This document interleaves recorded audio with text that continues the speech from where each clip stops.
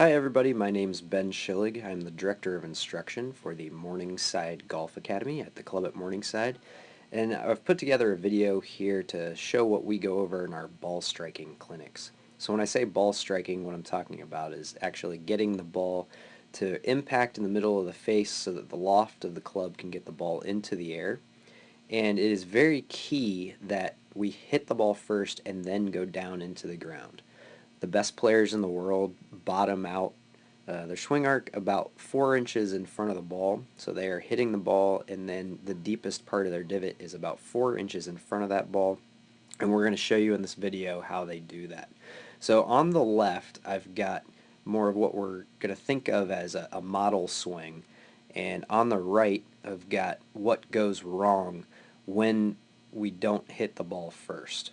So as I take both swings away, you can see that in the model swing on the left, the center of the body has not moved from that center line, and because of that, the golfer's head is in the middle of the circle. Now over to the right, you can see that the upper body is shifted away from that center line. The head has moved out of that circle, and due to this, we're moving the bottom of the swing arc backwards. So the only way that we can get back to the ball and then into the ground in front of the ball on this video on the right is if the golfer were to move very aggressively over to the left, a very aggressive shift. But at the moment, since we're at the top of the backswing, we're kind of stuck over there on that right side. So as you can see on the way down, with the video on the left, since everything is already set into the left side at the top and the center of the body has not moved off of the ball, it's very easy to just extend the arms down into the ball to come into impact and then bottom out 4 to 5 inches in front. The video on the right, you'll see that from that very shifted back to the right position, the golfer has to spin their body aggressively, throw the club out in front of them, and swing low and to the left. Now this spinning of the hips and the low and to the left move here is what causes the slice.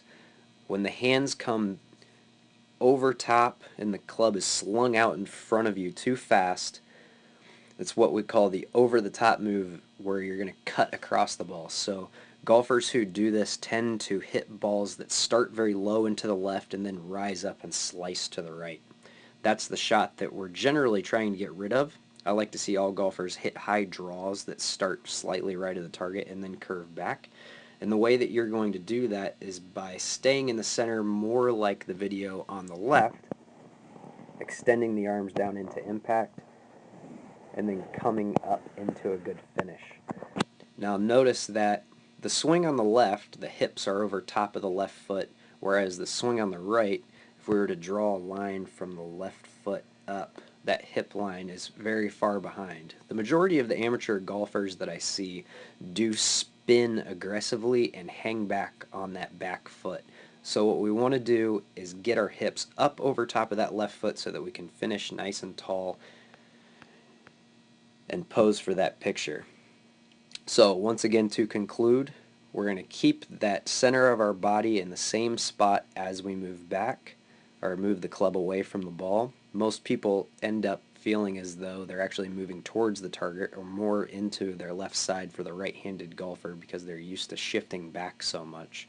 Then we're going to extend our arms down into impact and move our hips upward over top of our left foot to come into the finish. Use those keys to hit the ball first and then take nice divots every time, and I hope this helps.